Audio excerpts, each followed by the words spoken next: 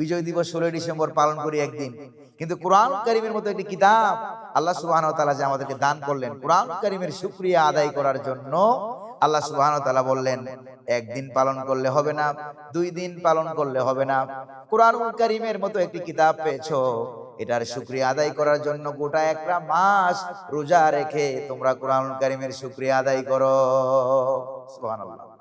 أعوذ بالله من الشيطان الرجيم بسم الله الرحمن الرحيم يا أيها الذين آمنوا كتب عليكم الصيام كما كتب على الذين من قبلكم لعلكم تتقون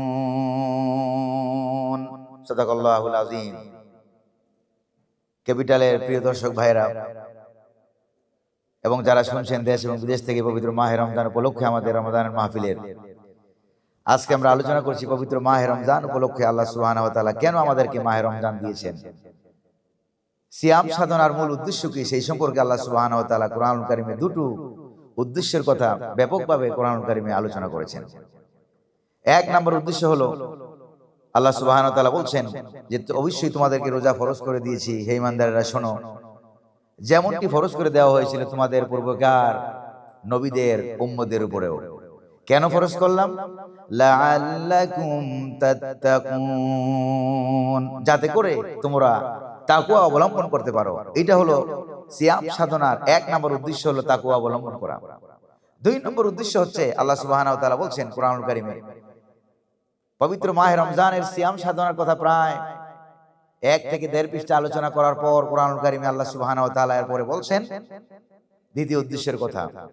আল্লাহ রাব্বুল আলামিন বলেন, ওয়ালিতুকমিলুল ইদ্দাতা ওয়ালিতুকাব্বিরুল্লাহা আলা মা হাদাকুম ওয়া লাআল্লাকুম তাশকুরুন, যাতে করে তোমরা আল্লাহ পাকের দেওয়া যে হেদায়েত কোরআন আমি নাজিল করে দিলেন আল্লাহ সুবহানাহু ওয়া তাআলা মাহে রমজান মাসে, কোরআন কারীমের শুকরিয়া যাতে করে তোমরা আদায় করতে পারো।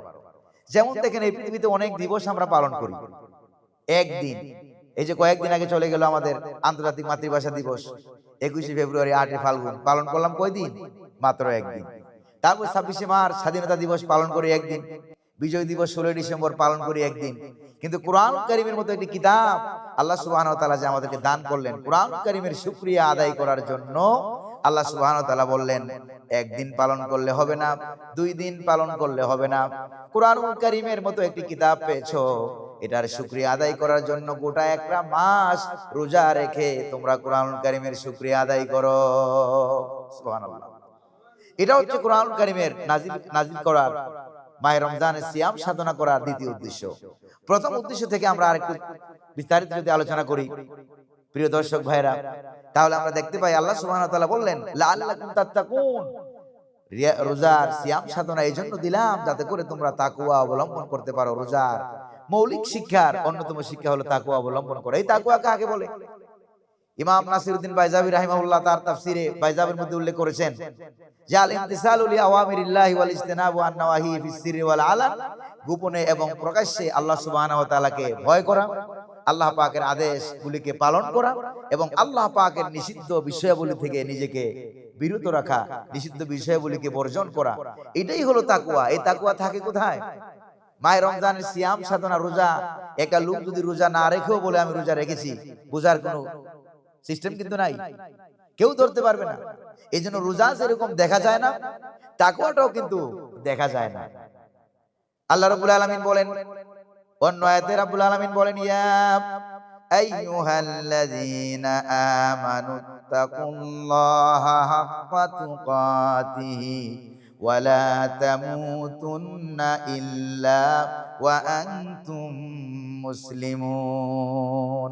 হে বিশ্বাসীরা, তোমরা যারা ঈমান এনেছো শোনো, তোমরা আল্লাহ পাক রব্বুল আলামিনকে ভয় করো, হাক্কা তুকাতিহি, যেমনটি ভয় করা দরকার, ভয় করা উচিত, এমন ভাবে আল্লাহ সুবহানাহু ওয়া তাআলাকে ভয় করো, মনে হয় যেন আল্লাহ সুবহানাহু ওয়া তাআলাকে তুমি দেখছো, অথবা আল্লাহ সুবহানাহু ওয়া তাআলা তিনিই তোমাকে দেখছেন। নবী করিম সাল্লাল্লাহু আলাইহি সাল্লামের সাহাবী হযরত সাইয়েদনা আবু হুরায়রা রাদিয়াল্লাহু তাআলা আনহু ওনাকে জিজ্ঞেস করা হয়েছিল। আরেকজন সাহাবী হযরত উবাই ইবনে কাব রাদিয়াল্লাহু তাআলা আনহুকে জিজ্ঞেস করা হয়েছিল যে আপনি আমাদেরকে একটা তাকওয়ার একটা উদাহরণ, একটা দৃষ্টান্ত আপনি দিতে পারেন? তখন ওই সাহাবী জবাব দিলেন, তাকওয়ার উত্তম দৃষ্টান্ত হলো কোন একটি কাঁটাযুক্ত রাস্তা দিয়ে যখন তুমি চলাফেরা করবা, একটা লম্বা জামা কাপড় পরে, লম্বা জুব্বা গায়ে দিয়ে কাঁটাযুক্ত রাস্তা যখন চলাফেরা করো, কিভাবে তুমি চলাফেরা করবা? তখন ওই সাহাবী বললেন, অবশ্যই আমার জামায় যাতে কোনো কাঁটা না লাগে, কোনো আঘাত না লাগে, জামা যাতে না ছিঁড়ে, অর্থাৎ নিজেকেও বাঁচাতে হবে, জামাটাকেও বাঁচিয়ে সুন্দর করে চলতে হবে। যদি ভিন্ন কোনো রাস্তা থাকে ওই রাস্তা আমি অবলম্বন করব, আর ভিন্ন কোনো রাস্তা যদি না থাকে তাহলে অবশ্যই এই রাস্তাতে আমি এমন ভাবে নিজেকে সংকুচিত করে চলবো যাতে করে কোনো কাটার আসর আমার গায়ে এবং জামায় লাগতে না পারে, অথবা আমি চেষ্টা করব যাতে করে এই কাঁটাযুক্ত গাছটাকে আমি লাফ দিয়ে পেরিয়ে যেতে পারি, আও তাজাওয়াজতু আনহু, অথবা এটাকে অতিক্রম করে লাফ দিয়ে পেরিয়ে যেতে পারি। এটাই হলো তাকওয়ার সর্বোচ্চ উদাহরণ। এই দুনিয়ার ভিতরে চতুর্দিকে গুনাহ থাকবে, পাপ থাকবে, পঙ্কিলতা থাকবে, তারপরে ইসলাম বিরোধী বিদ্বেষী কার্যাবলী থাকবে, সুদ থাকবে, মদ থাকবে, ঘুষ থাকবে, জেনা ব্যভিচার করার রাস্তা থাকবে, অসংখ্য গণিত গুনাহের ভিতরে বাইম মাছ, যেরকম প্রিয় দর্শক ভাইরা, বাইম মাছ তো নিশ্চয়ই আপনারা খেয়েছেন।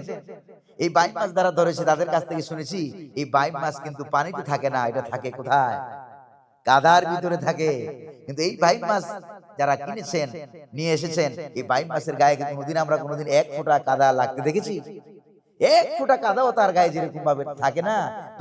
বাইম মাছ শুধু কিনে মজা করে ভাজি করে খেয়েন না, বাইম মাছ থেকে কিছু শিক্ষা গ্রহণ করার বিষয় আমাদের জীবনে আছে নাকি নাই? অবশ্যই আছে। এই বাইম মাছ থেকে আমরা শিক্ষা গ্রহণ করতে পারি। চতুর্দিকে কাদা আর কাদা, কাদার ভিতরে সে যেরকম বসবাস করে, গায়ে যেরকম এক ফোঁটা কাদা থাকে না, আমার আপনার জীবনে চতুর্দিকে গুনাহ আর গুনাহ, পাপ, পঙ্কিলতা এগুলি থাকবে, কিন্তু নিজেদের গায়ে এক ফোঁটা কাদাও লাগতে পারবে না। এটার নাম হচ্ছে তাকওয়া। গোপনে আর প্রকাশ্যে আল্লাহ সুবহানাহু ওয়া তাআলাকে ভয় করে চলা, সত্যকে অনুসন্ধান করা। তাকওয়ার প্রথম পর্যায় হলো সত্যকে অনুসন্ধান করা, দ্বিতীয় পর্যায় হলো সত্যকে মাথা পেতে গ্রহণ করা, তৃতীয়টা হচ্ছে কি? তৃতীয়টা হচ্ছে সত্যের উপরে অটল থাকা, ইস্তেকামাত। সত্যের উপরে আজীবন, তাকওয়ার উপরে অটল থেকেই দুনিয়া থেকে ঈমান এবং আমল সহকারে চলে যেতে হবে। এটাই হলো তাকওয়ার চূড়ান্ত উদ্দেশ্য। প্রিয় ভাইরা আমার, এজন্য আল্লাহ সুবহানাহু ওয়া তাআলা কুরআন কারীমে কিন্তু এই কথাই বলেছেন, নবী করিম সাল্লাল্লাহু আলাইহি সাল্লাম হাদিসে কিন্তু এই কথাটাই বলেছেন। একজন সাহাবী আসলো, এসে জিজ্ঞেস করলো যে ইয়া রাসূলুল্লাহ সাল্লাল্লাহু আলাইহি সাল্লাম, আপনি আমাকে একটা কথা শুধু বলবেন, এরপরে আমি আর জীবনে কাউকে কোনো প্রশ্নই করব না, এই একটা জিনিসই আমার জন্য যথেষ্ট হয়ে যাবে। নবী করিম সাল্লাল্লাহু আলাইহি সাল্লাম বলেন, কুল, তুমি বলো আমানতু বিল্লাহ। নবীজি বললেন, ও সাহাবী তুমি বলো আমানতু বিল্লাহ, আমি আল্লাহর প্রতি ঈমান আনলাম। এরপরে হুজুর বললেন সুম্মাস্তাকিম, এরপরে ঈমানের উপরেই অটল থাকো, ঈমানের উপরে অটল থাকো, আজীবন ঈমান নিয়ে থাকো, ঈমান নিয়ে বাঁচবো, ঈমান নিয়ে মারা যাব। আমার জীবন, আমার মরণ সবগুলো আল্লাহ পাকের জন্য নিবেদিত হতে হবে। এটাই হলো তাকওয়ার চূড়ান্ত উদ্দেশ্য।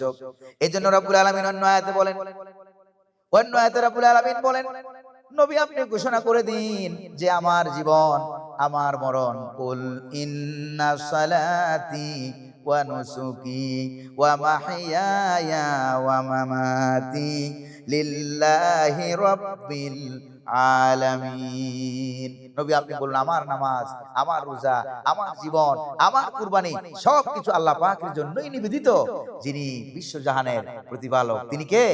আল্লাহ সুবহানাহু ওয়া তাআলা। এই হলো তাকওয়ার প্রথম উদ্দেশ্য। আর দ্বিতীয় উদ্দেশ্যটা কি? তাকওয়ার দ্বিতীয় উদ্দেশ্য হচ্ছে নিজেকে প্রস্তুত করে মাহে রমজানের একটা মাস সিয়াম সাধনা করে, সারা দিন দিনের বেলায় না খেয়ে থেকে আল্লাহ পাকের নির্দেশিত হালালগুলি পর্যন্ত আমাদের জন্য হারাম করে দেওয়া হয় মাহে রমজান মুবারকের দিনের বেলায়। এগুলি থেকে বেঁচে থেকে নিজেকে এমন ভাবে মর্দে মুজাহিদ, নিজেকে এমন ভাবে ইমানদার হিসাবে, হক্কানি একজন মুসলমান হিসাবে নিজেকে প্রকৃত ইমানদার হিসাবে তৈরি করার কারণে কি হবে?